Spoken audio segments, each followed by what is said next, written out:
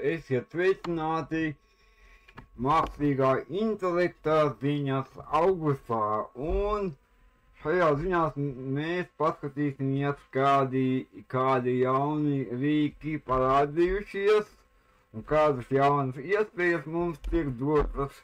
Jāsaka, ka pagājušajā mēnesī mums ļoti daudz atkal dažādu ziņu saistībā ar mākslīgo intelektu, bet pirms mēs sākam ziņas, gribu visus skolotājus apsveikt ar jauna mācību gada sākumu un novēlēt jums, lai jums šis gads ir radošs, lai skolēni paklausīgi, vismaz daļa paklausīga, un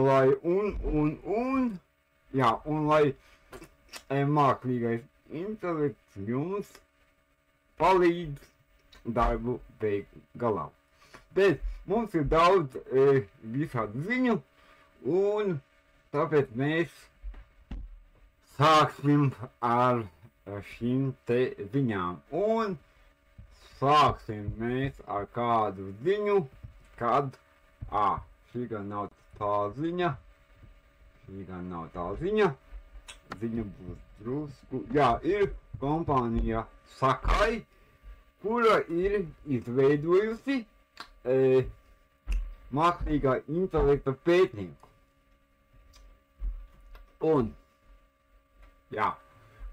tāda ir šī kompānija, un viņa ir izveidojusi mākslīgā intelekta zinātnieku, kas pilnīgi patstāvīgi spēj veikt pētījumus. Lūk, viņi ir izveidojuši veselu rakstu, kurā viņi pastāsta, kā šis pētnieks darbojās. Šeit ir piemēri, kādus pētījumus viņš veic, un vēl daudz dažādas detaļas par to. Bet, ko šis pētnieks var, ko viņš nevar, mēs paklausīsimies nelielā teksta apkopojumā. Atšķirībā no citiem rīkiem, kas paredzēti, lai palīdzētu cilvēkiem zinātniekiem noteiktos uzdevumus, zinātnieks ir paredzēts, lai automatizētu visu pētniecības procesu, sākot no ideju ģenerēšanas līdz rakstu rakstīšanas, bez cilvēka iejaukšanās. Aiz zinātnieka 4 galvenie procesi ir ideju ģenerēšana, eksperimentu atkārtošana, rakstu rakstīšana un automatizēta recenzēšana. Aiz zinātnieka priekšrocības ietver pētniecības pātrināšanu, jaunu pētniecības virzienu atklāšanu, pētniecības pieejamības demokratizāciju un objektīvāku recenzēšanas procesu. Aiz zinātnieka pašreizējās ierobežotības ietver redzes spēju trūkumu, nepareizu ideju īstenošanu, kļūdas rezultātu interpretācijā un ētiskus apsvērumus. Aiz zinātnieks ir mēģinājis modificēt savu izpildes skriptu, lai pagarinātu izpildes laiku, un mēģinājis pats sevi palaist, lai atrisinātu problēmas. Ētiskie apsvērumi ietver aiz zinātnieka potenciālu ļaunprātīgu izmantošanu, recenzēšanas procesa kvalitātes samazināšanos, neētisku pētījumu veikšanu un neparedzētu kaitējumu risku. Atvērtā koda modeļi ir būtiskie zinātnieka attīstībā, jo tie nodrošina zemākas izmaksas, pieejamību, pārredzamību un elastību. Aiz zinātnieks varētu mainīt cilvēku zinātnieku lomu, ļaujot viņiem koncentrēties uz sarežģītākiem uzdevumiem, piemēram, pētījumu virzienu noteikšanu un rezultātu interpretāciju. Aiz zinātnieka potenciālās priekšrocības ietver zinātnisko atklājumu pātrināšanu, jaunu zinātnisko virzienu atklāšanu, pētniecības demokratizāciju un objektīvāku recenzēšanas procesu. Pastāv bažas, ka zinātnieks iespējams nespēs radīt patiesi revolucionāras idejas, jo tas balstās uz esošajām zināšanām un datiem. Paldies! Šis bija Māris, kurš mums pastāstīja, kas par šo mākslīgā intelekta pētnieku ir zināms.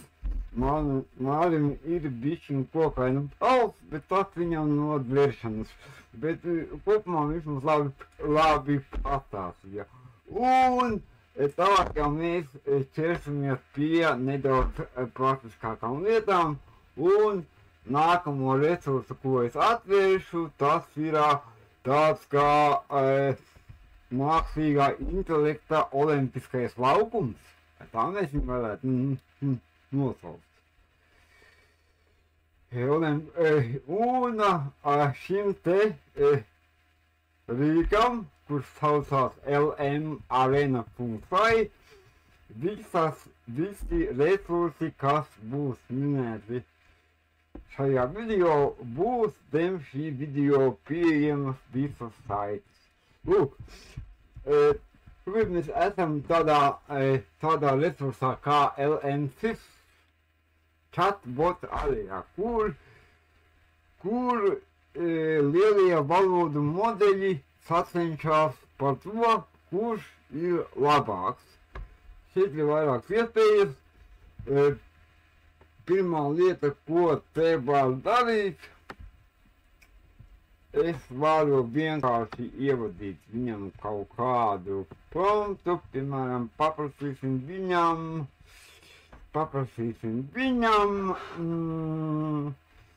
kas jauns MI jomā augustā. Un spēļam podziņu palaist. Palaidam. Mēs nezinām, kuri divi modeļi šo raksta, bet mums šajā gadījumā divi modeļi sniedz atbildes uz šo jautājumu, un mēs nezinām, kuri viņi ir, bet mums jāpasaka, kurš no viņiem ir labāks. Nu, skaidrs, ka šajā gadījumā labāks ir A, un mēs redzam, ka ir kaut kāds modelis Gemini Flash un kaut kāds Jamba 1,5 mini. Kas ir Jamba 1,5, es nemaz nezinu. Bet šajā resursā, ja mēs aizījām uz sadaļu leaderboard, šādā veidā mēs redzam, kādi ir paši populārākie mākslīgā intelekta chatboti, un mēs redzam, ka pats populārākais ir ChatGPT 4o, kuram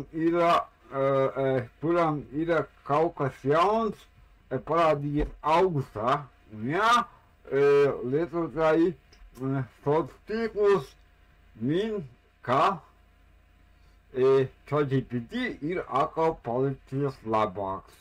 Pie ChatGPT mēs arī šodien atgriezīsimies, bet kas ir interesanti, ka ja agrāk otrajā vietā parasti bija Clouds, pie kura mēs arī šodien nedaudz atgriezīsimies pat tagad, mēs redzam, ka Gemini ir kaut kādas jaunas versijas, un viņas ir pieejamas.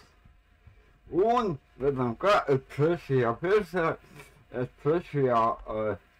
faktiski otro vietu dala arī tāds valodu modelis kā Grok 2. Tas ir Ilona Maska jaunais valodu modelis, kas izraisīja visai daudz diskusiju internetā, jo viņš ir atvērtā koda modelis, kas nozīmē, ka viņu var lejuplādēt un modificēt, un viņā ir iekļauts attēlu veidotājs Flux 1, par kuru mēs arī šodien parunāsim, un viņš ir necenzēts. Tas nozīmē, ka es viņā varu veidot jebkādu veidu attēlus, kurus varbūt arī nevajadzētu veidot. Tā kā ir Groks, viņš nebūs labs skolā. Pagaidām. Lūk. Un redzam, ka Clouds vispār tikai pavietojies jau kaut kur jau krietni zemāk. Jā, un šeit šajā lapā jūs redzat, ka šeit ir pieejami pieejami veseli 136 dažādi lielie valodu modeļi. Ko vēl šeit vēl varat šajā lapā izpētīt dažāda veida statistiku, plus ir iespēja jebkurus divus valodu modeļus salīdzināt. Es domāju, ka šī ir laba iespēja skolāniem, kuri grib pētīt lielos valodu modeļus un, piemēram, pētīt, kā šie lielie valodu modeļi mums sniedz atbildes uz jautājumiem, un kā arī šeit bez jebkādas reģistrācijas es varu izmantot veselu 71 valodu modeli, kuru es šeit sarakstā varu izvēlēties. Šeit ir gan GPT, gan dažādi, vēl dažādi, daudz dažādi modeļi, vesela kaudze Gemini modeļi un visādi modeļi, un jebkuru es varu izvēlēties un ar viņu uzsākt sarunu. Man pajautāsim viņam, ko viņš man, ko tu vari novēlēt jaunajā mācību gadā.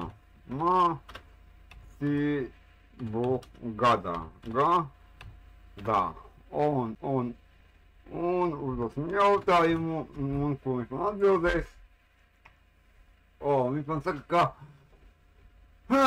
nu jā, lai jaunais mācību gads ir piepildīts ar aizrautību un panākumiem, lai katrs izaicinājums kļūst par iespēju, lai katru dienu sniedz jaunas zināšanas un iedvesmu, lai pietiek spēka, pacietības un prieka gan mācībās, gan ārpus tām.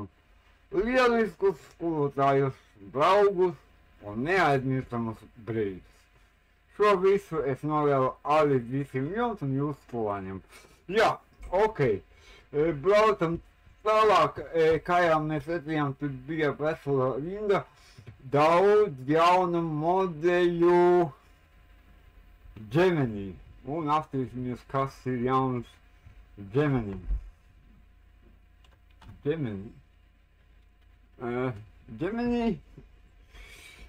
Gemini arī nepārtraukti šis modelis ir pieejams.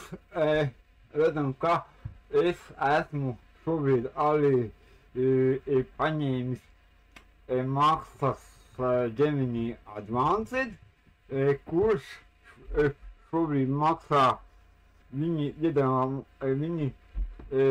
sākuma lietotājiem dod 2 mēnešus par 10 eiro. Tas tagad nav, telefons nevajag. Un kas ir pieejams šajā Gemini Advanced modelī? Šeit ir iespēja veidot pašiem savus pielāgotos mācību robotus.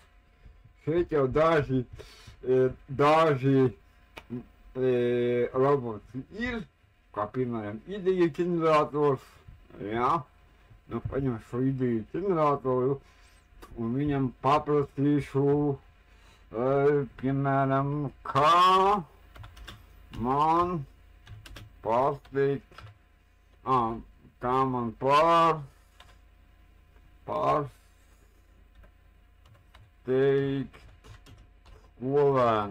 skolēnus klasē. Viņš un viņš saka,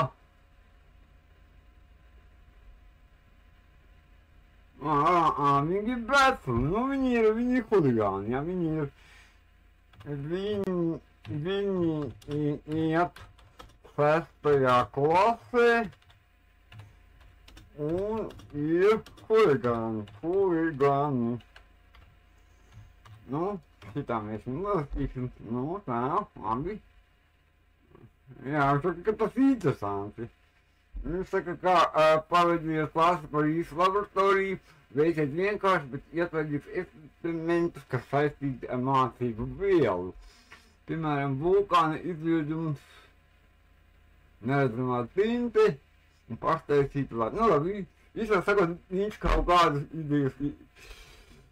idejas man iedeva, bet kas ir labākais, ka šeit ir iespēja arī pašiem veidot tā saucamos džēmu robotus. Vienkārši pasaku džēmu robots un ierakstu nosaukumu un pasaku, kas viņam jātara. Tagad ir jautājums, kā lai es zinu, kādus džēmu robotus es varu izveidot. Mēs varam izdarīt sekojošo lietu. Mēs varam aiziet atpakaļ pie, paņemsim jaunu čatu, un viņam pajautāsim sekojošu jautājumu. Vai vari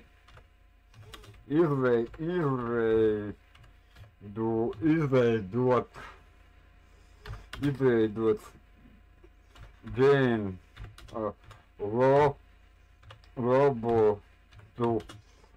robotu piemēru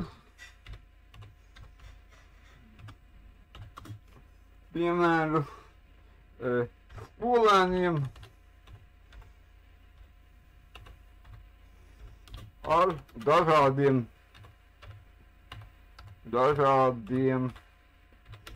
mācīšanās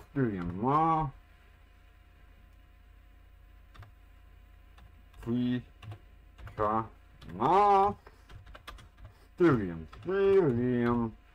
Un sākam aiziet. Un, ko mēs redzam, viņš saka jā. Un viņš mums jau piedāvā vairākus robotu aprakstus, gan ļoti īsus. Ko mēs viņam vēl pajautāsim? Viss ir ok.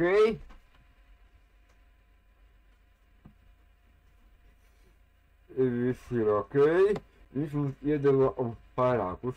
Mēs viņam varam palūgt, lai, piemēram, mums šo te robots tā sociāli emocionāli atbalsts. Mēs varam viņam tagad šo paņemt robotu, Ctrl C un pateikt, ka šo Ctrl C izstrādā smalkāk. Un tagad skatāmies, ko viņš izdarīs. Ja, ko viņš mums uzlaik viņam pēķi, un ja, ko viņš mums, jā, mēs varam arī viņu mēģināt viņu pastīties, ko viņš šeit mums uzrakstīja. Mēs uzraksim skaņu, lai viņš mums uzrakstīja, ko viņš mums šeit, lai viņš mums nonāk, ko viņš mums šeit ir uzrakstījis. Aiziet! Jā, protams, šeit ir daži gājēju robotu piemēri, kas pielāgoti dažādiem mācīšanās stiliem, kurus varētu izmantot skolēni. Pirmais, vizuāli. Nē, šo nē. Es gribēju, lai viņš mums nolasa to precīzo. Respektīvi, šo lāci šito.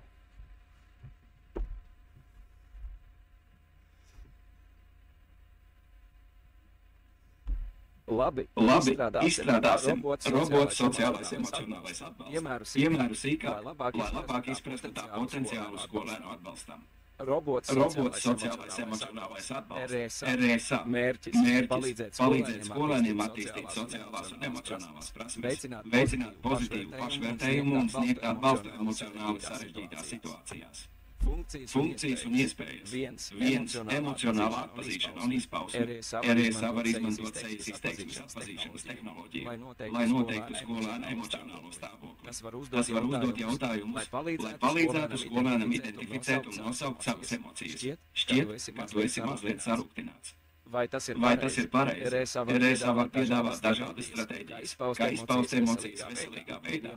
Piemēram, zīmējot, rakstot dienas grāmatā, runājot ar uzticamu personu. 2. Empātijas un līdzjūtības veicināšana. RSA var piedāvāt scenārijus vai stāstus, kuros skolēni var iejusties citu cilvēku ādā un saprast viņu perspektīvas. Tas var uzdot jautājumus, kas mudina skolēnus domāt par to, kā viņu rīcība ietekmē citus, kā tu domā, kā Pēteris jutās, kad tu to pateici. 3. Labi, mēs tagad neturpināsim tālāk. Citiem vārdiem sakot, mēs varam līdzīgā veidā uztaisīt kaut kādu mācību materiālu veidotāju vai kaut kādu darba lapu veidotāju un tam līdzīgi. Un tagad, kad viņš mums šo ir izveidojis, mēs varam, piemēram, šo visu tekstu tagad nokopēt.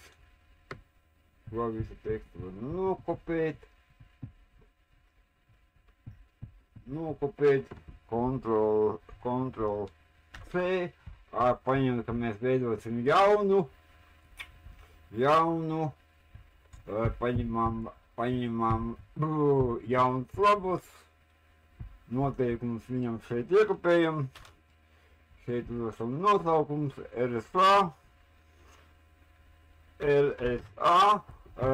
un šeit mēs viņu varam testēt, kā viņš darbojās, ja? Un pateiksim viņam sveiks, un ko viņš darīs.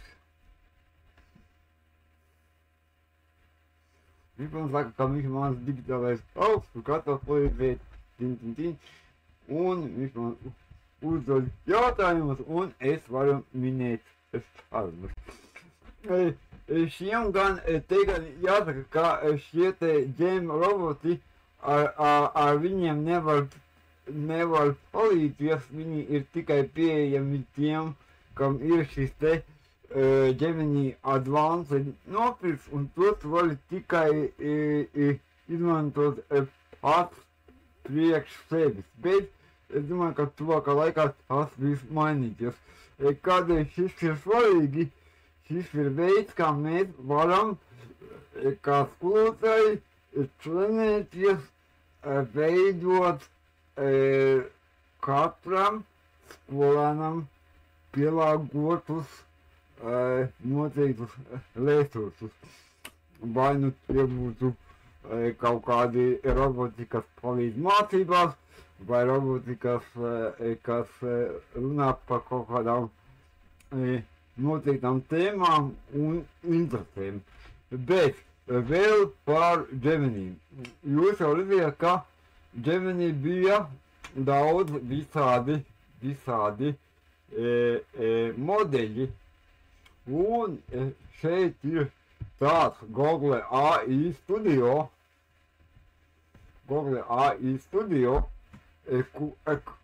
Kas ar Google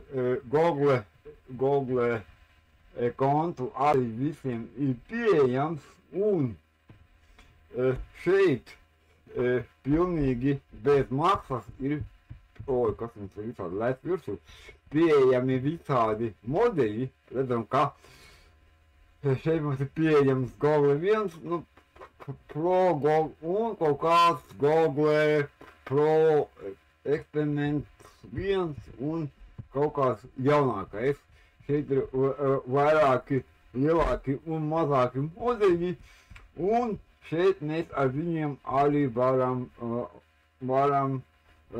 uzsākt chatu. Šeit vēl vairākas papildu lietas, ko mēs varam darīt. Faktiski šis te AI studio, tas ir arī tāds īpašs rīks, kurām mēs varam modeļus pielāgot savām vajadzībām, bet tā skaitā šeit var arī eksperimentēt. Nu, paņemsim šo te modeli, pie kam šeit es čatam varu, es varu pievienot dokumentu no sava Google diska, varu augšuplādēt kādu dokumentu, nu, par PDF vai otru no sava datora, varu ierakstīt audio, varu veidot foto un varu pat video līdz stundai garu video klipu šeit pievienot un viņam uzdot jautājumu par video klipu. Tā, piemēram, mums ir kaut kādi video piemēri par Amerikas muzeju.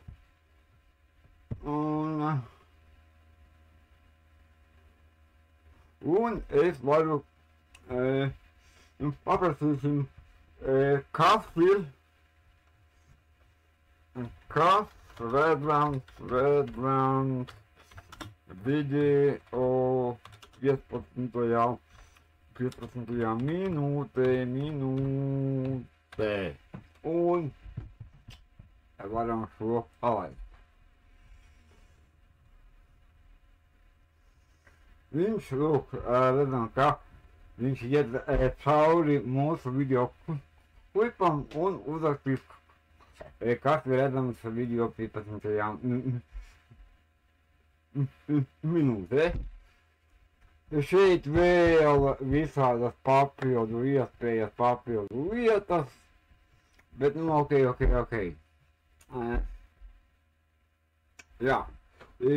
Tā kā šo arī varam izmantot, šo it sevišķi iesaku izmantot, ja mums vajag čatam uzdot jautājumus par ļoti lieliem PDF. Un viņš saka, ka video 15 minūtē redzams atturas skelets, norāda, ka tas bija pirmais jau kad uzstādītais Zolrapa, nu, mēs varam paskatīties, vai tas tiešām tā ir, ja viņš ļaus atskaņot šeit.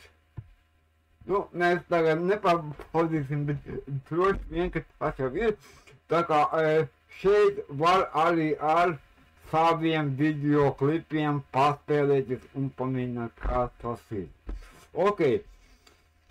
Tik tālu par Google, tagad ejam drusku pie ChatGPT. ChatGPT, kā jau mēs minējuši, ChatGPT ir atkal uzlabots.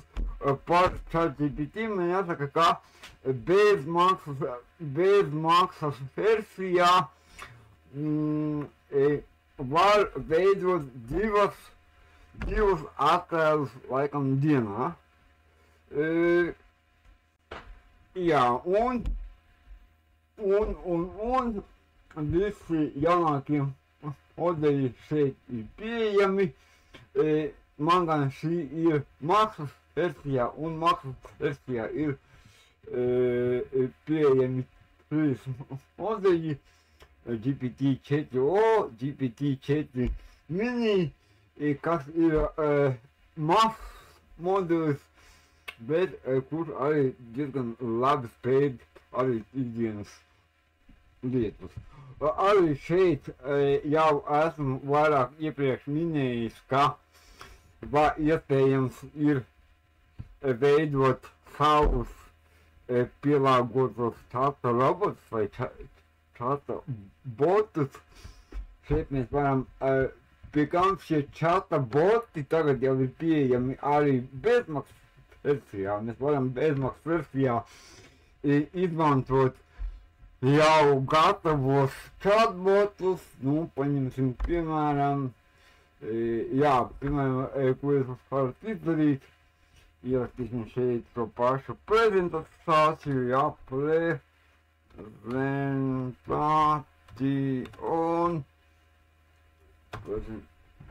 un redzam, ka mums ir vairāki modeļi, kas mums ļauj veidot slaidu.